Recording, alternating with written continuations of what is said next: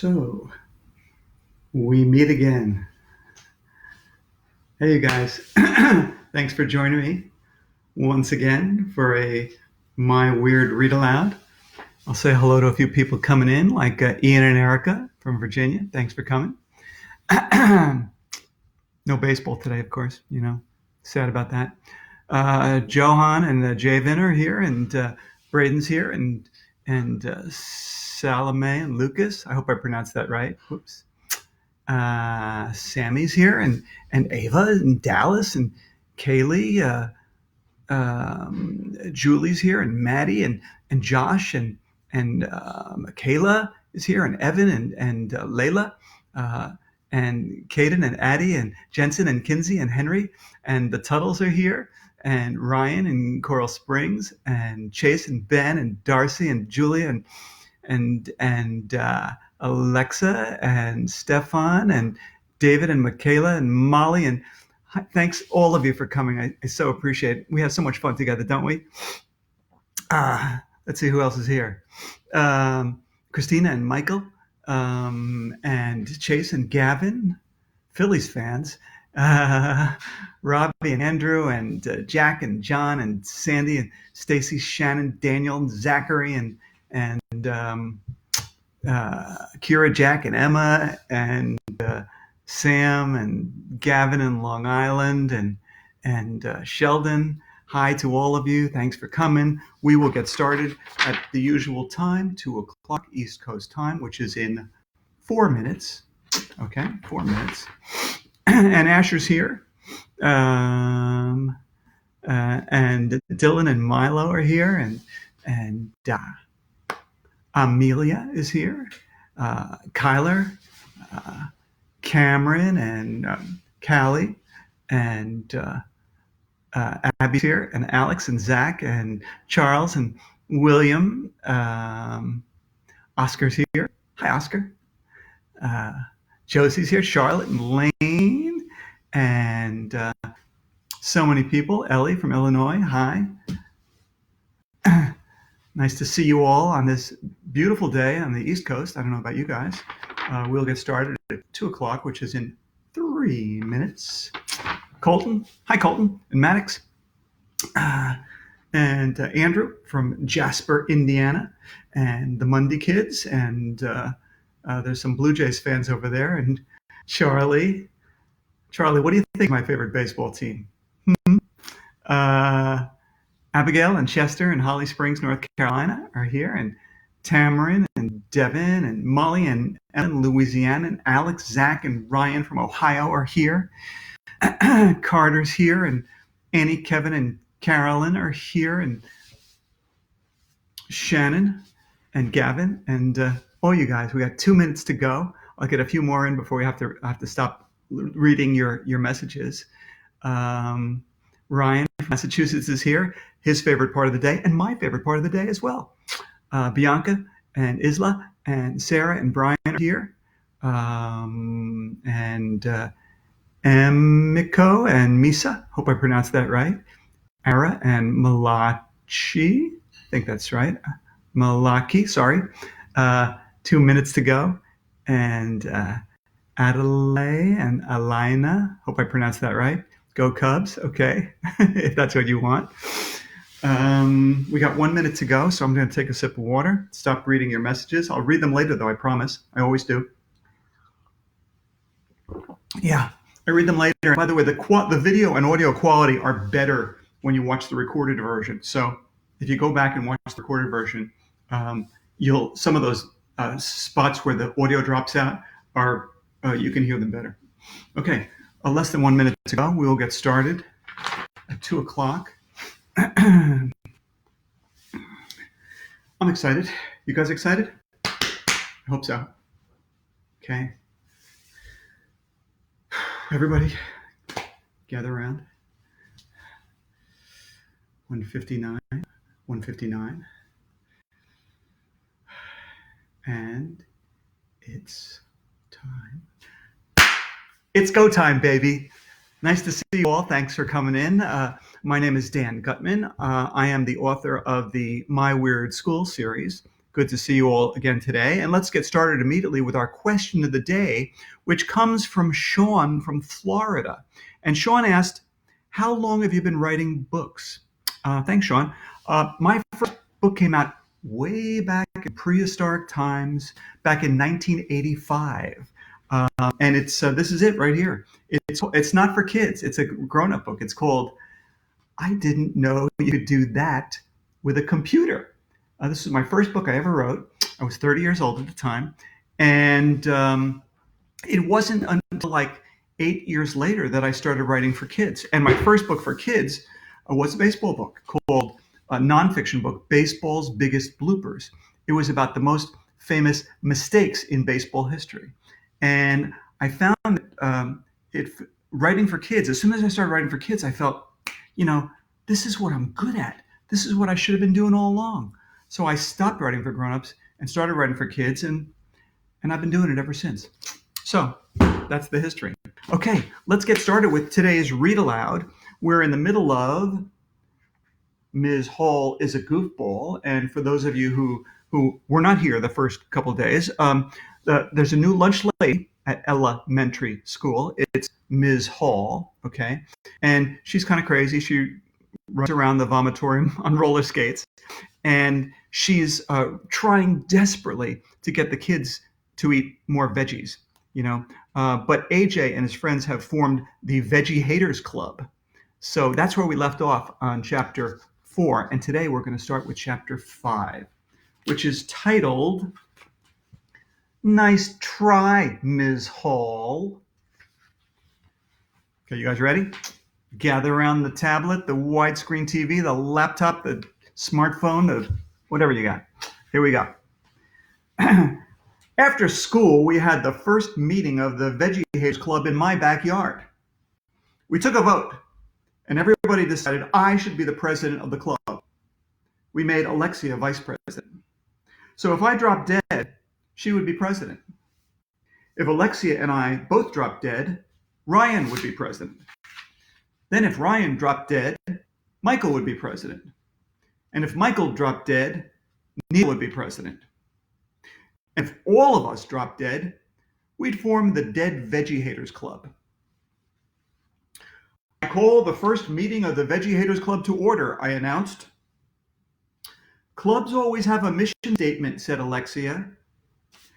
How about we hate veggies, suggested Neil. All in favor say aye, I said. All opposed say nay. Aye, everybody shouted.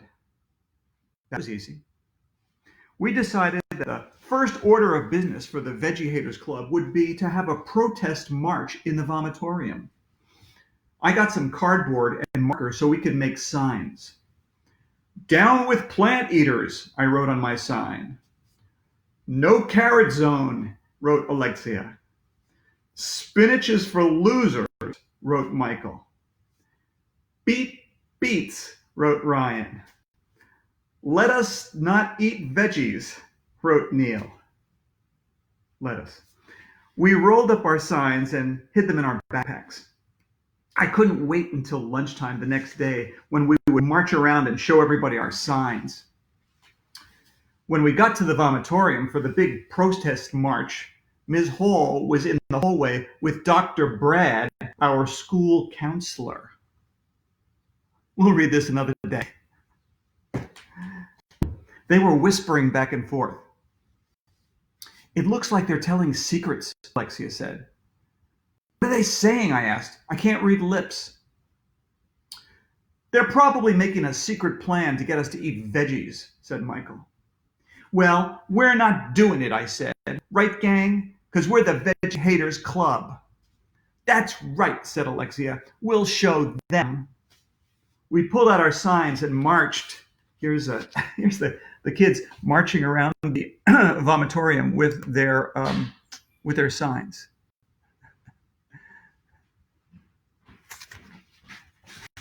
We pulled out our signs and marched around the vomitorium. It was cool. Some kids were cheering us. Some were booing.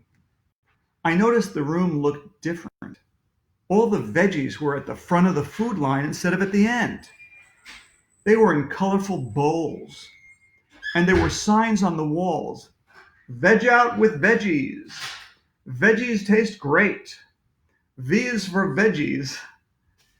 We sat at a table and took out our peanut butter and jelly sandwiches. Emily and Little Miss Perfect came over and sat with us, as usual. They are so annoying. Ms. Hall rang a bell to get everybody's attention. Today is Rainbow Day, she announced. Any student who eats at least 3 colors of veggies at the salad bar is eligible to win a prize. 2 tickets to Disneyland. Wow! Everybody shouted, which is Mom upside down. Disneyland is an amusement park where they have like 1,100,000 rides, and at least half of them can make you throw up. I hope I win, Andrea said as she and Emily rushed over to the salad bar. I wasn't going to fall for that. I started eating my peanut butter and jelly sandwich. After a while, Ms. Hall came over to our table. How about trying a tomato, dollface? She said, holding one up. The tomato had a little sticker on it. There was a picture of Stryker Smith on the sticker. He's a superhero from the future who travels through time and fights bad guys. Here's one of Jim's pictures of Ms. Hall offering AJ a tomato with a sticker on it. A Stryker Smith. Stryker Smith is awesome, said Ryan. And I bet Stryker Smith loves tomatoes, said Ms. Hall. Nice try, I told her. But we're the Veggie Haters Club. We don't eat veggies ever. We don't care what you put on them. But Ms. Hall wasn't giving up. Hey, dollface, check this out, she said as she pulled something from her pocket. I thought it was going to be another veggie, but it wasn't. It was a bunch of baseball cards. Instead of having baseball players on them, they had pictures of veggies. Ms. Hall handed me a card with a picture of broccoli on the front. I turned it over. On the back, it had a bunch of facts about broccoli. Broccoli helps fight cancer. Thomas Jefferson planted broccoli in his backyard. The guy who made the James Bond movies was named Broccoli. Here, said Ms. Hall, each of you can have a card. Collect them all. Swap them with your friends. Those cards were cool. They almost made me want to try a bite of broccoli. Almost. No way, I told Ms. Hall as I gave her back the card. We're not falling for your little tricks to get us to eat veggies. Right, gang? The Veggie Haters Club stays strong. That's right, everybody shouted. So na boo-boo on Ms. Hall. All right, that's chapter 5. You guys ready for chapter 6? What's the magic word? Okay. All right, chapter 6 is titled Ms. Hall is in a pickle. Okay, here we go. After lunch, we had recess. We were playing on the monkey bars when Ms. Hall came over and pulled me aside. Can you and I chew the fat for a minute, she asked. Okay, I said. I'm not trying to butter you up here, dollface, but I know you are one smart cookie. Thank you, I guess, I said. You and your club have given me some food for thought, Ms. Hall told me. I realize that veggies are not your cup of tea. No, I don't like them. Well, I'm going to spill the beans to you, said Ms. Hall. Huh? I said, which is also huh, spelled backward. What beans? I didn't see any beans. What did beans have to do with anything? And why would she spill them on purpose? Veggies are my bread and butter, Ms. Hall explained. I'm working for peanuts here, but I need to bring home the bacon. What? So you should probably get some bacon and bring it home, I replied. What I'm trying to say, Ms. Hall told me, is that I thought this job was going to be a piece of cake. Huh? A job and cake are two completely different things. I mean, she continued, I thought being the lunch lady at your school would be like taking candy from a baby. Why would you want to take candy from a baby? I asked. That's not very nice. I thought it would be as easy as pie, replied Miss Hall. I'd be able to have my cake and eat it too. Why was she talking about cake so much? I thought she loved veggies. Here's one of Jim's pictures of Ms. Hall talking to AJ alone in the playground.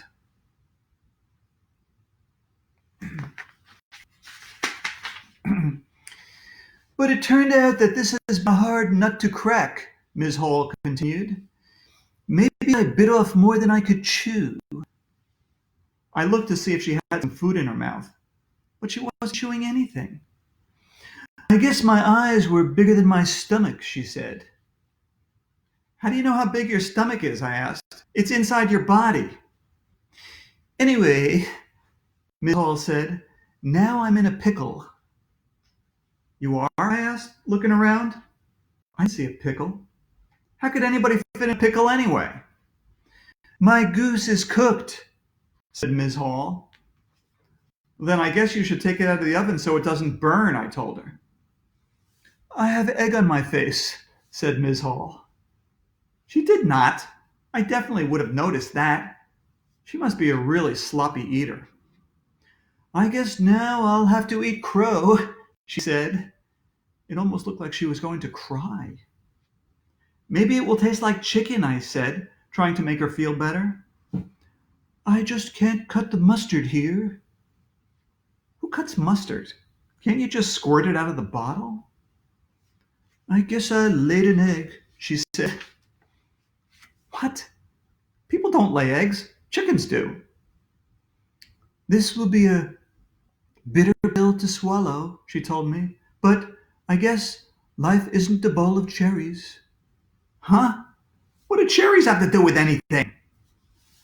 If I can't get you and your friends to eat veggies, said Miss Hall, it will be back to the salt mines for me. It must have been weird to go from working in a salt mine to being a lunch lady.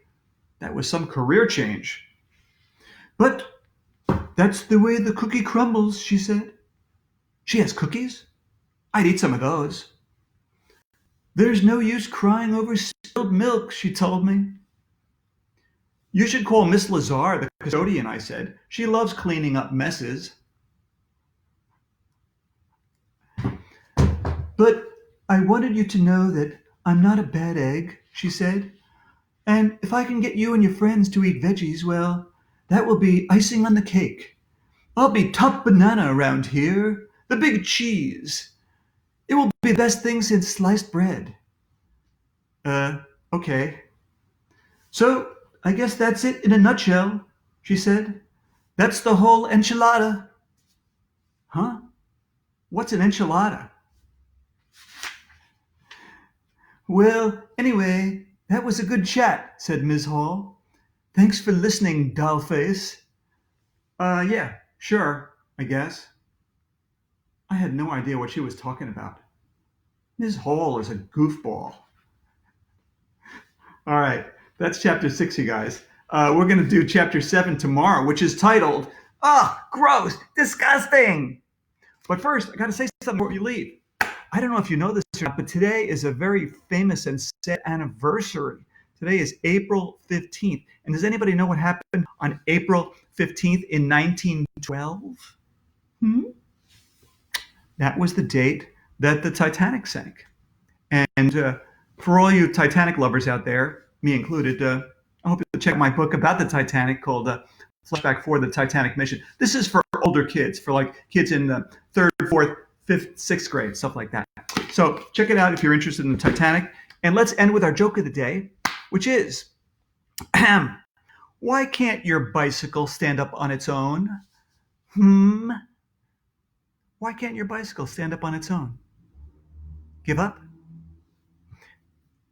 It's too tired.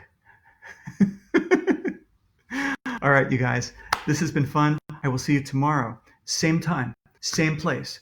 Read like crazy, wash your hands like crazy, and we'll pick this up tomorrow. Bye now.